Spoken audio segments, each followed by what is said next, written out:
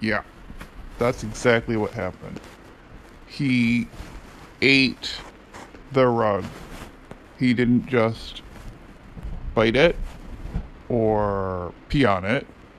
He actually ripped a giant hole in it.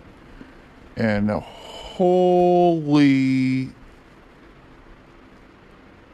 shit, I'm just gonna say it. Holy shit. Our person mom lost it.